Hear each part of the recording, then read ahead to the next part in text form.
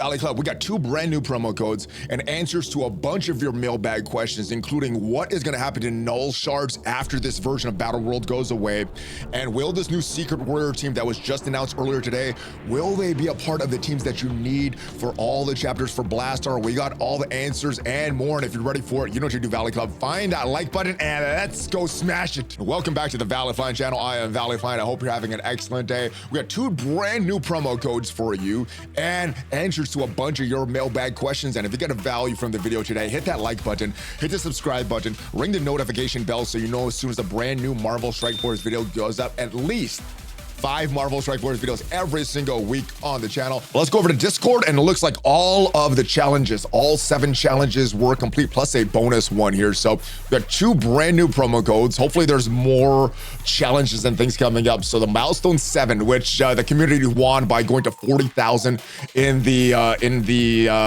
counting corner. And I guess this is going to be for a bunch of antimatters. So let's go here. Summer final count is the code, and as far as the expiration date, it is going to be Tuesday. Let's scroll up here. The expiration date, Tuesday, August 26th at 1 a.m. Let's go to this page here. Let's enter this and summer final count, and this should be for a bunch of intel. Oh, also some gold, so 15,000 intel. And what else is this for? This is for 650,000 gold. So we are in the money, Valley Club. So make sure you claim that one. There is one more. This one is Counting Challenge XL. So this is actually the Counting Challenge one. And this should be for that 50,000 antimatter. So let's go enter this one. Counting Challenge XL is the phrase there that you need to enter the code. So let's go enter that one. That was the first one, summer final count. Next one's Counting Challenge XL. Again, same expiration date. This is that 50,000 intel. So some pretty good stuff. And I guess if you add up all these codes, the rewards were pretty good. But if you look at each of these, 7 codes individually, it didn't add up to too much stuff. But yeah, make sure you claim all of these codes. Valley Club, let's go over to your questions from Discord, and big shout out to everybody that left a question for this week's mailbag video. If you want to leave a question for one of these future mailbag videos, join the Discord server and go to the mailbag question channel, ask your question there. We did improve the security recently, so hopefully you can chat a bunch and post all your questions and pictures and everything like that. But first question, now what? And I'm assuming this is about the stars for Null. So they didn't say exactly what's going to happen with Null shards after Battle World goes away, but there are a few places that it might go based on what Ryan and Pathfinder talked about in their Strike Spot episodes. So the first one is maybe it will stay in the Battle World store, or we'll get some events related to Battle World. What Ryan said is it may just eventually go up to the supply section store, but he did not want it to go there. He wants Null to be unlocked through engagement. So maybe through some more Battle World, maybe extra conversions or extra overflow from our points in Battle World, maybe get some previous Null shards. Also, one place that they mentioned was this chapter store. However, he said the downside for that is he wanted this stuff to be used on the latest and greatest things, the latest and greatest gear, diamonds, character shards, and not for some legacy character like Null. So like I said, he hasn't decided yet, so I'm just naming all of the possibilities. Possibly you could get Null shards from shop credits when the new version of Battle World comes, maybe in the Intel store with his chapter stuff, or maybe just through events. I think those are like the most 3 common places. If there are other places that you're suspecting we could get some Null shards after the Battle World goes away, and let me know down in the comments. Next question, what's up, Valley? I got a question about the upcoming Insidious Six team. With Shocker being one of the members, do you think it's better to put him as a 5th slot, or bring Doc Ock in? Letting him call Shocker would be the better move. Also, how do these stats work when he's called upon to bring in from the start based on using Shocker stats or Doc Ock stats? Right, now, the way I always thought it worked is summon characters are based on the character that summons stats, not necessarily on your character stats. However, when I was doing a search on the internet to verify that, I found some differing information that said it's exactly opposite how I thought it to work. So we're going to actually go in and test this. We're going to test this in Blitz.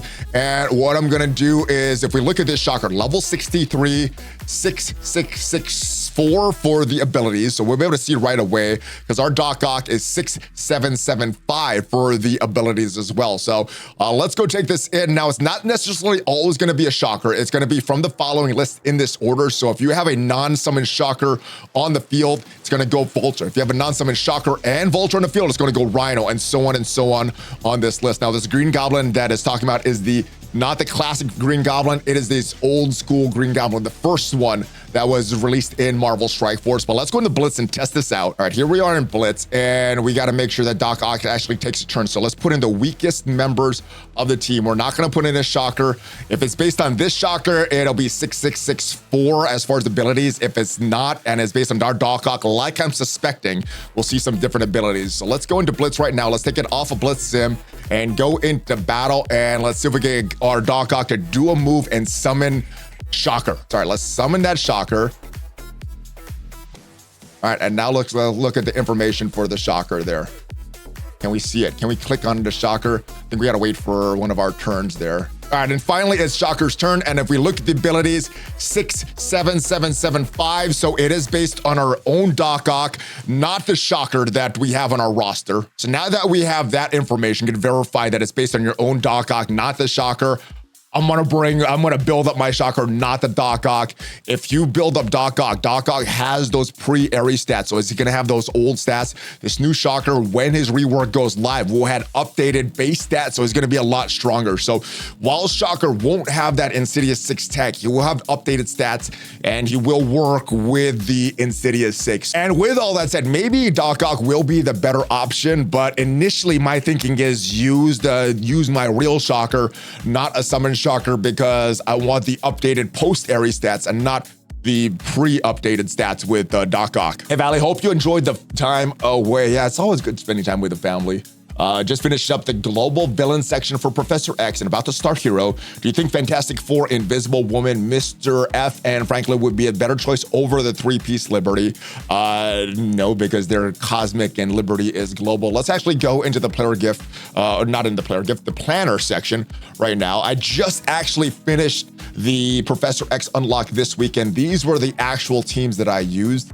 And for the Hero Global section, I did use a three-piece Liberty. Now, I did use Jean Grey, did use Emma Frost, X-Men, and if we go down to the Hero Global section, some other options that I'm just thinking off the top of my head may work.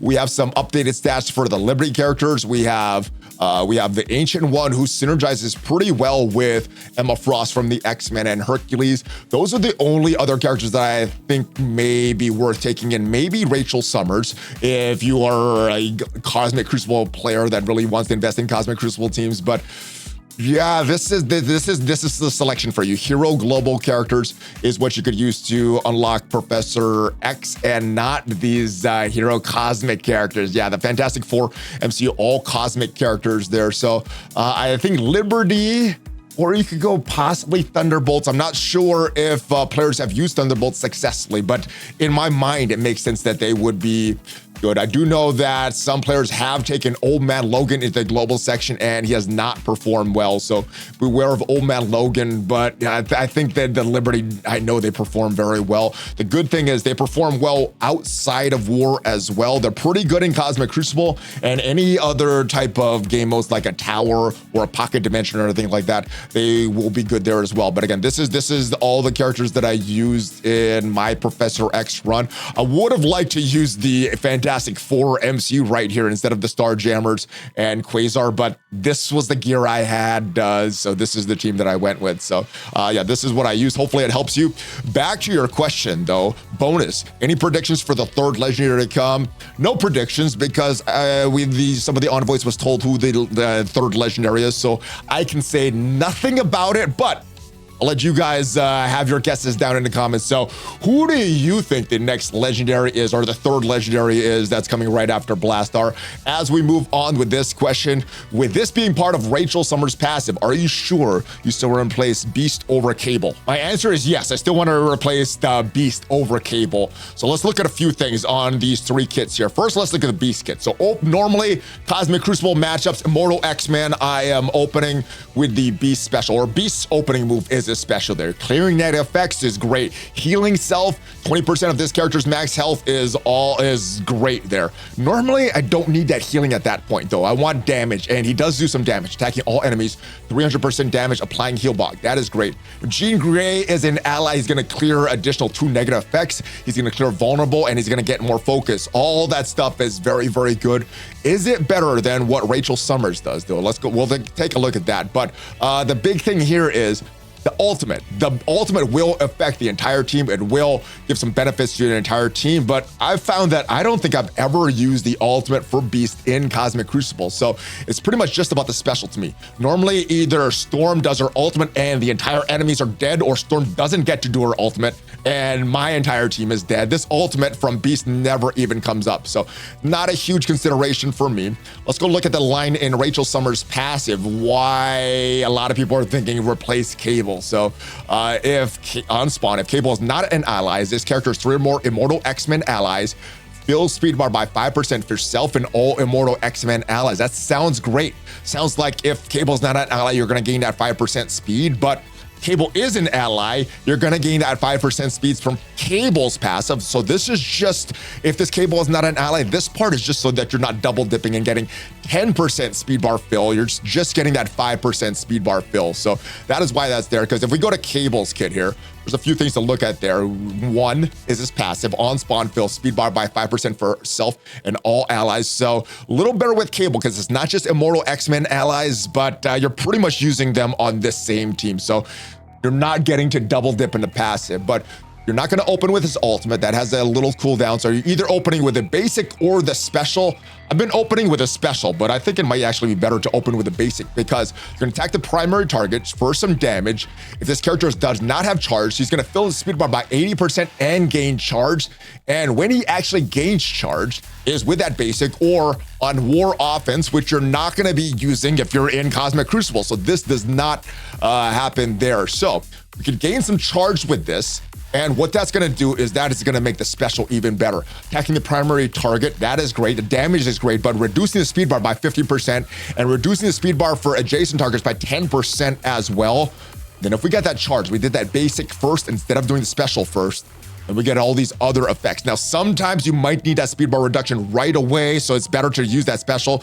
Sometimes you could delay it a little bit, do the basic first, fill that speed bar by 80%, then get the special, because if you get him charged, he's gonna clear all positive effects from the primary target, assuming that there's no safeguard or anything on there. Attacking targets 2 spaces away from the primary target, and also reducing their speed bar by 10%, clearing 2 positive effects from all secondary targets, and then he's gonna lose a charge. So, in my mind, it is better to have a team of Beast, without Beast, and Cable, Rachel Summers, Polaris, and Storm and Jean Grey, rather than these crew right here without Cable. So let me know if you disagree with my opinion, great, but let me know in the comments why you disagree with it, because maybe I'm missing something. Hello, ValleyFlyin. My questions are, with the Secret Warriors coming to MSF and Phantom Ghost Rider's kit is announced, but not the Insidious Six. Does this mean that the Secret Warriors is the Team 3 of Blastar, while Team 4 of Blastar is the Insidious Six? I'll answer that in just a little bit, but also what is happening with the showcases, because there's no Hellfire Club 1, so will there be any future showcases, or is the showcase permanently gone? I am not sure what's going on with the Hellfire Club showcase. Ask that question. They have not answered that. Usually when they don't answer, it's because something was done on purpose. So I think it was done on purpose, but I'm not sure if that is permanent. It may be something that they're just doing for the Hellfire Club and they'll return after that, or maybe they're gone. Usually when they don't answer, it's like, I don't know. It's something done on purpose though. So yeah, we'll have to see if it's permanently gone or if there is something else coming. But as far as the teams, the 4 teams for Blastar, so we know 2 of them. The first one, Fantastic Four MCU. We know the Hellfire Club. Well, we know the Insidious Six is coming. That is gonna be actually the 3rd team for Blastar. There's gonna be another upcoming team for Blastar as well. So the 4 teams are Fantastic Four MCU, Hellfire Club, Insidious Six, which is going to be a raid team, and some unannounced team that we don't know yet.